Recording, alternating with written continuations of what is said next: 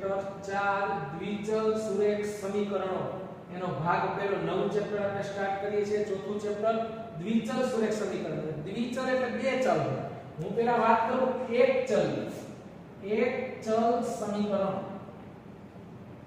એક ચલ સમીકરણ કોને કહેવાય તો કે જે સમીકરણ માત્ર એક જ ચલ હોય અને વ્યાખ્યા કઈ કહે જે સમીકરણમાં માત્ર એક જ ચલ હોય તો તેવા સમીકરણને એક ચલ સમીકરણ કહે છે હવે એનું પ્રમાણિત સ્વરૂપ જેનું પ્રમાણિત સ્વરૂપ શું થાય હવે ઘણાને પ્રશ્ન થાય કે ચલ એટલે શું ચલ એટલે x y z abcd ના કોઈ પણ મૂળાક્ષરને ચલ તરીકે ઓળખવામાં આવે છે ખાસ ધ્યાન રાખજો ચલ એટલે x y z કોઈ પણ લઈ શકો તો એક ચલ એટલે એક જ ચલ હોય એક ચલ દાખલા તરીકે લો x તો એનો સહગુણક કઈ હોય તો શું કે ax b c આ એનું પ્રમાણિત સ્વરૂપ છે ખાસ યાદ રાખવાનું છે ax b c જ્યાં a not equal to 0 એટલે કે a ક્યારે શૂન્ય ન હોય શૂન્ય થી વધારે હોય અથવા તો ઓછો હોય શૂન્ય ક્યારે ન હોય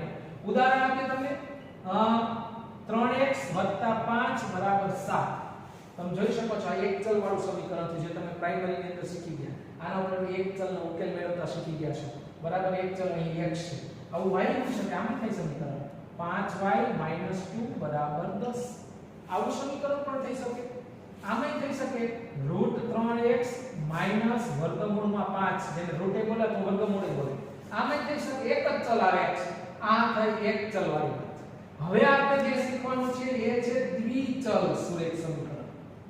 સુરેખ સમીકરણ હવે એની વ્યાખ્યા બરાબર ધ્યાન રાખજો આ ધોરણ 10 ની અંદર પણ આ ચેપ્ટર આવવાનું છે એની સામાન્ય માહિતી તમને આપેલી છે વધારે તો ધોરણ 10 ની અંદર આ ચેપ્ટર વિશે માહિતી છે દ્વિચલ સુરેખ સમીકરણ તો કે જે સમીકરણમાં બે ચલ હોય અને તેની ઘાત 1 અને xy વાળું પદ ન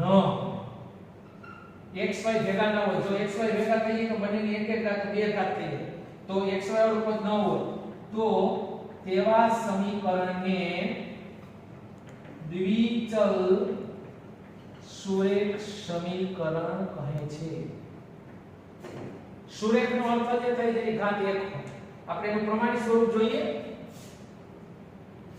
જેનું પ્રમાણિત સ્વરૂપ ખાસ ધ્યાન રાખવાનું છે બે ચલ હશે કે આ બે ચલ હશે એક x અને એક y એના સહગુણક આનો a લઈએ આનો b લઈએ ax by c 0 આ એનું પ્રમાણિત સ્વરૂપ છે જ્યાં a અને b એકી સાથે શૂન્ય ન હોય એટલે ગાણિતિક ભાષામાં આમ લખાય a not equal to 0 અને b not equal to 0 એકી સાથે શૂન્ય ન હોય એક શૂન્ય હોય બરાબર છે એક શૂન્ય ન હોય એવું ચાલે પણ એકી સાથે શૂન્ય ન હોય એટલે a not equal to 0 b not equal to 0 જ્યાં a b અને c એ વાસ્તવિક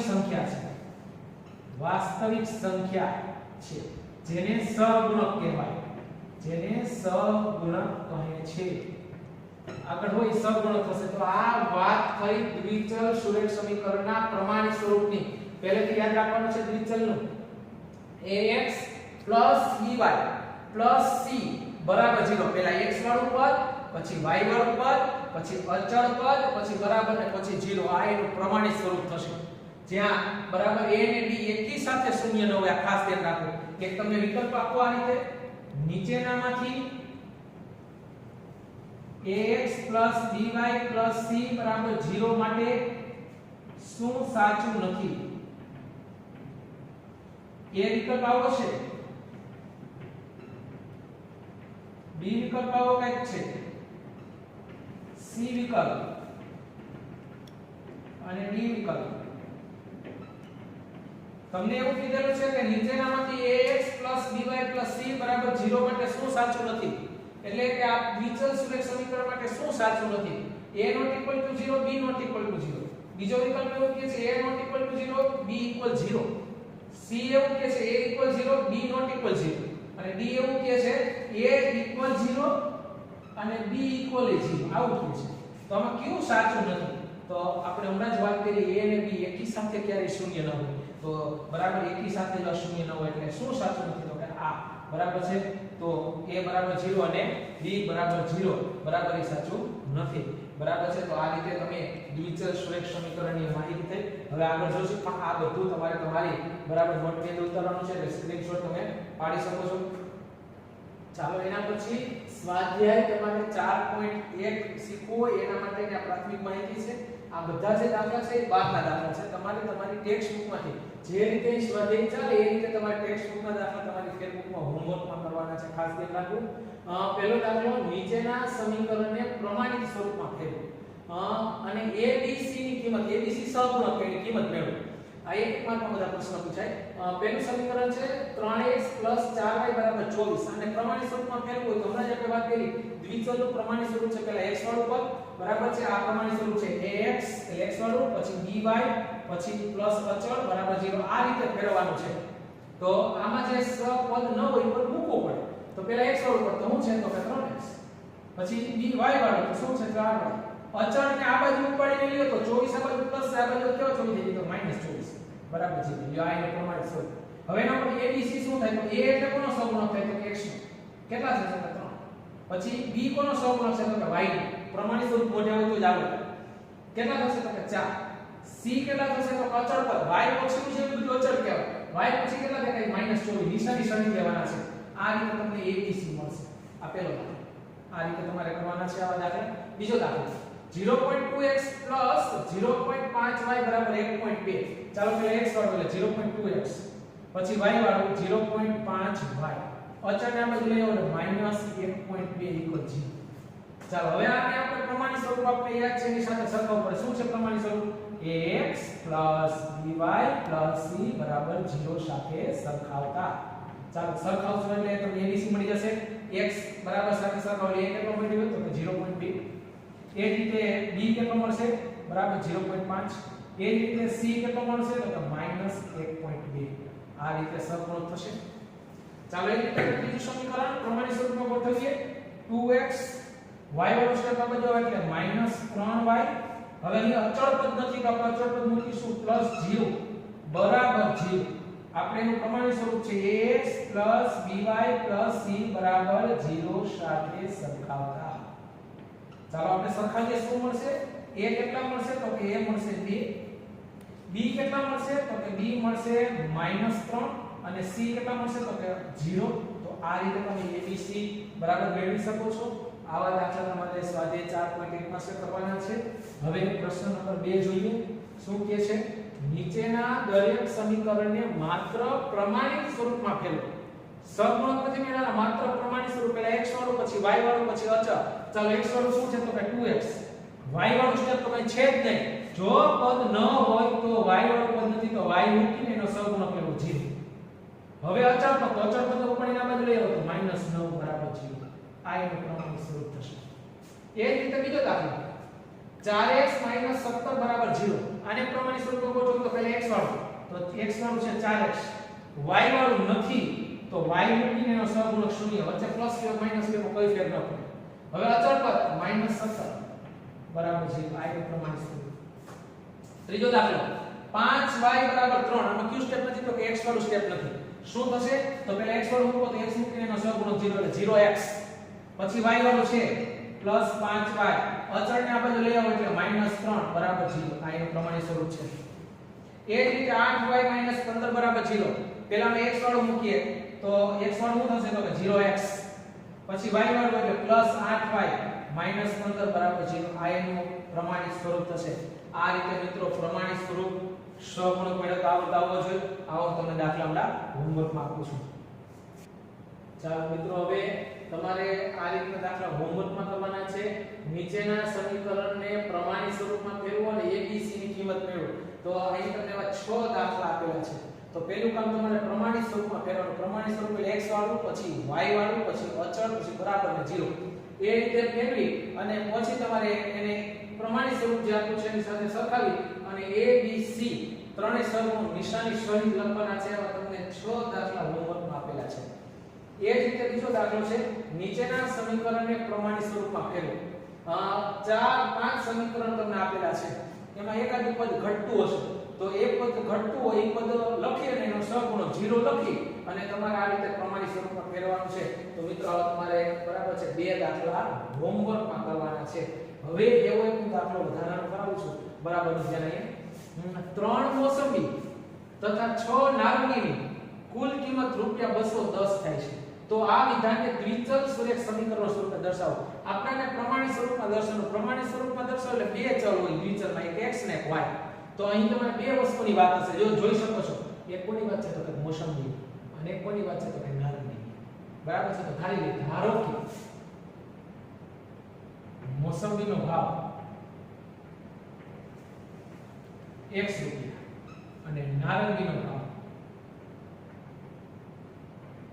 y. આ જે મોસંબી અને નારંગીનો ભાવ થાય એટલે આપણે એક એક મોસંબી બરાબર છે અહીં જે રીતના કિલોગ્રામ આપી તો કિલોગ્રામનો ભાવ ધારવાનો, એક એક નંગ આપી તો નંગનો ભાવ ધારવાનો, બરાબર એ અનુસાર ધારવાનો. તો ધારો કે એક મોસંબી અને એક નારંગીનો ભાવ બરાબર આપેલા છે. તો એક મોસંબીનો ભાવ x રૂપિયા હોય તો આપણે કેટલી મોસંબી છે તો કે 3 મોસંબી. તો 3 મોસંબીના કેટલા થાય તો કે 3 મોસંબીના નો ભાવ કેટલો થશે? એક મોસંબીનો x હોય તો 3 ગુણ્યા x કેટલા થાય? 3x રૂપિયા. એ જ રીતે નારંગી કેટલી છે તો કે 6 નારંગી છે. 6 નારંગીનો ભાવ કેટલો થશે તો 6 ગુણ્યા y તો કેટલા થાય? 6y રૂપિયા. કુલ કેટલા રૂપિયા થાય છે તો કુલ કિંમત 210 રૂપિયા થાય છે. કુલ એટલે બંનેનો સરવાળો. તો શું થશે સમીકરણ? 3x 6y 210. બંનેનો ટોટલ 210 રૂપિયા થાય છે. હવે આપણે મેળવીશું પ્રમાણિત સ્વરૂપમાં. શું થશે? 3x 6y 210 આ બાજુ એટલે -210 0. આ થશે મિત્રો એનું પ્રમાણિત સ્વરૂપ. બરાબર છે. તો આવો જે દાખલો તમને હોમવર્કમાં અહીં આપું છું. બરાબરનું ધ્યાન.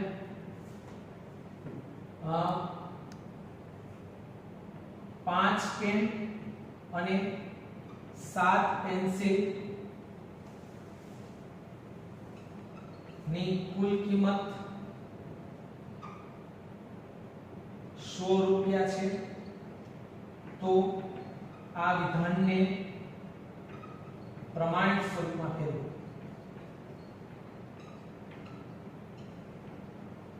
તમે જોઈ શકો છો બે વસ્તુની વાત છે, પેન અને પેન્સિલ. 5 પેન અને 7 પેન્સિલ થી ટોટલ 100 રૂપિયા રહે છે. તો આ રીતે સમીકરણ બનાવવાનું છે. એક વખત પેનનો ભાવ ધારી લેવાનો, એક વખત પેન્સિલનો ભાવ ધારી લેવાનો. બંનેનો ટોટલ 100 રૂપિયા રહે છે. પછી પ્રમાણિત સ્વરૂપમાં ફેરવવાનું. તો આ રીતે મિત્રો તમારે 1 2 અને 3 દાખલા હોમવર્કમાં કરવાના છે.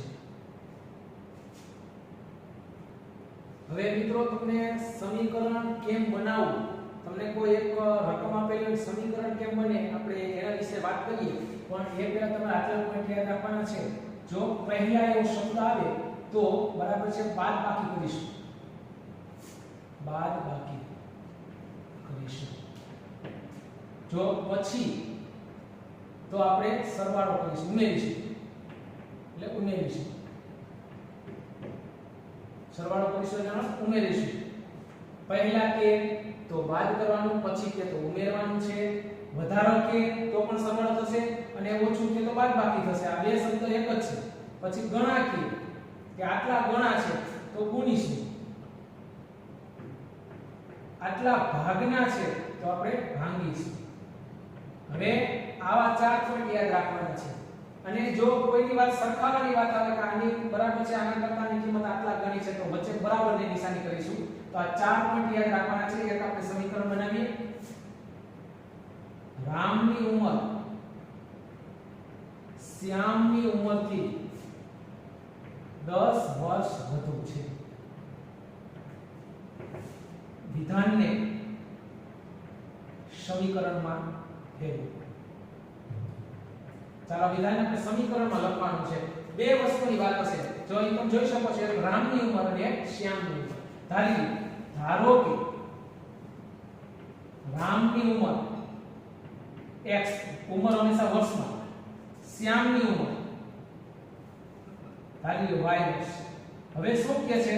રામની ઉંમર શ્યામની ઉંમરથી થી અથવા તો કરતા શબ્દ લાગે બરાબર છે તો બંનેને સરખાવવાના છે. રામની ઉંમર બરાબર શ્યામની ઉંમર. આ રીતે સરખાવવાની વાત આવી. હવે કોની ઉંમર કેના કરતા કેટલા ગણી છે વધુ છે તો જ્યાંથી અથવા તો કરતા શબ્દ લાગેલો હોય ત્યાં બધી પ્રક્રિયા કરવાની. તમે જોઈ શકો છો રામની ઉંમર શ્યામની ઉંમરથી શબ્દ શ્યામ પાસે લાગ્યો. હું કે છે 10 વર્ષ વધુ એટલે શું કરવાનું હોય તો કે ઉમેરવાનું હોય. તો પ્રોસેસ બધી ક્યાં કરવાની તો કે શ્યામ પાસે. શબ્દ અથવા તો કરતા શબ્દ લાગે ત્યાં +10. ચાલો હવે રામની ઉંમર કેટલી છે ધારી કેટલી તો કે x બરાબર ને બરાબર. શ્યામની ઉંમર કેટલી ધારી કે y +10. ચાલો પ્રમાણિત સ્વરૂપ કરવું તો પહેલા x વાળું પછી y વાળું. આ x વાળું y વાળો બાજુ લેવો એટલે -y. અચળને બાજુ લેવો એટલે -10 બરાબર 0. આ થયું પ્રમાણિત સ્વરૂપ. આ રીતે સમીકરણ બની શકે. જેવા બીજા સમીકરણ જોઈએ. કાજલની ઉંમર કોમલ કરતા 3 ગણી છે. દ્વિચલ આ વિધાનને દ્વિચલ સુરેખ સમીકરણમાં ફેરવો. ચાલો અહીંયા ધ્યાન તમે જોઈ શકો બેની વાત છે કાજલની ઉંમર અને કોમલની ઉંમર. એવું કહે છે સરખાવવાની વાત છે કે કાજલની ઉંમર કોમલ કરતા જ્યારે આવું બંનેની સરખામણી આવે વચ્ચે બરાબરની નિશાની આવે બરાબર. અને બધો કરતા હતા થી શબ્દ જ્યાં લાગેલો એ બધી પ્રોસેસ કરવાની થાય. તો અહીંયા ઉંમર છે તો ધારો કે કાજલની ઉંમર બરાબર x વર્ષ, કોમલની ઉંમર બરાબર y વર્ષ. હવે અહીં સરખામણીની વાત છે તો બંનેને સરખાવીએ. કાજલની ઉંમર એક બાજુ બરાબર કરી લખીશું કોમલની ઉંમર. હવે કરતા અથવા તો થી શબ્દ કોની બાજુમાં લાગેલો છે તો કે કરતા શબ્દ કોમલની બાજુમાં લાગેલો છે. તો અહીંયા બધી કોમલની બાજુની ઉંમરમાં બધી પ્રોસેસ કરવાની. 3 ગણી એટલે 3 વડે ગુણવાના. આ ગુણ્યા. ચાલો કિંમત લખો. કાજલની ઉંમર કેટલી ધારી હતી તો કે x બરાબર ના બરાબર 3 ના 3 કૌંસમાં કોમલની ઉંમર કેટલી ધારી હતી y. શું થઈ ગયું x બરાબર 3y. પ્રમાણિત સ્વરૂપમાં ગોઠવીએ તો શું થાય x 3y આ બાજુ એટલે -3y. અચળ પદ નથી તો +0 બરાબર 0. આ થયું પ્રમાણિત સ્વરૂપ. હજી એક એવો દાખલો તમને કહું. પુત્ર અને પિતાની ઉંમરનો સરવાળો 80 વર્ષ છે. આ વિધાનને પ્રમાણિત સ્વરૂપમાં લખો. ચાલો કેમ લખીશું? કોની કોની વાત છે? પુત્ર અને પિતા. ધારી લે ધારો કે પુત્રની ઉંમર શું ધારી લે? ધારો કે પુત્રની ઉંમર x વર્ષ, પિતાની ઉંમર બરાબર y વર્ષ. બંનેનો સરવાળો કીધો તો કરો. બંનેનો સરવાળો શું થાય? તો પિતાની ઉંમર x, પુત્રની y બરાબર 80. પ્રમાણિત સ્વરૂપ x + y 80 આ બાજુ એટલે -80 બરાબર 0. આ થશે પ્રમાણિત સ્વરૂપ. આ રીતે જે આપણે આગળ દાખલા કરીશું.